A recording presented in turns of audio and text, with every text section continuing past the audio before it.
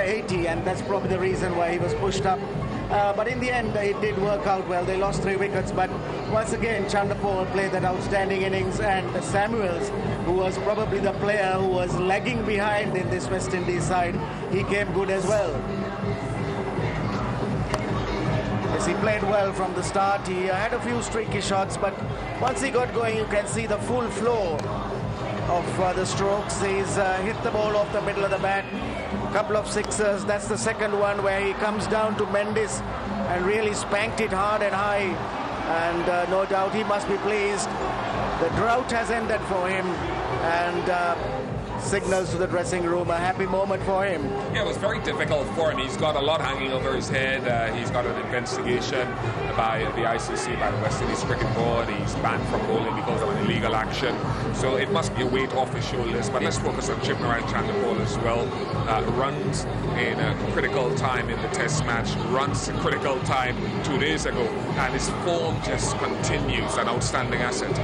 Yes, and you could see the manner in which he approached today's innings.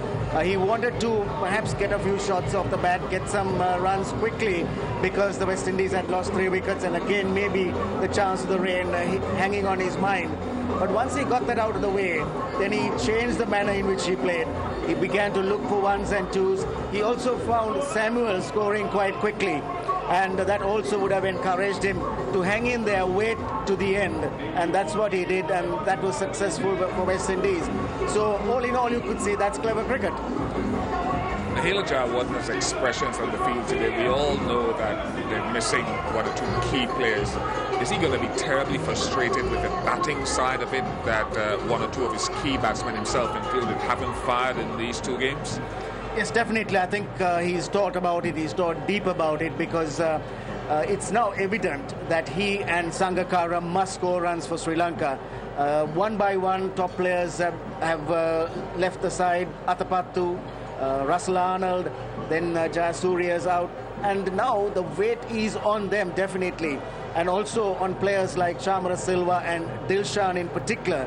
Now, Dilshan is a player who can score runs, but he's always after the bowling, and he tries to score runs at his pace. Now, that's something that he's got to work on. So there is no doubt that Sri Lanka will be concerned about the top 6, how they have the batting order, what responsibilities are given for them. And definitely now it's more than evident that Sangakkara and Jayawardene must score. At least one of them must go big for them all the time. Yeah, I don't want us to do disservice to another gentleman who's done well on the tour. We've talked about Mendes. He didn't have a lot to bowl with today. But Kulasekara sort of snuck in under the radar, literally, because he's only a tiny man as well. But he certainly is a continuation of a good process for you. Yes, I think the pitch also helped him. He got the ball to move off. The covers had been on for a long time, and there's been sweating, so the ball moved around, and the new ball helped him. No doubt he made use of that, and I think that's his strength. When he gets assistance, he's a good bowler, but he's got to work a way where he bowls well on even surfaces that don't help him. Thank you very much for your thoughts, Rana. Let's get some thoughts from the players down on the field. Tony Cozier is at the presentation. We're here for the presentation ceremony, and first of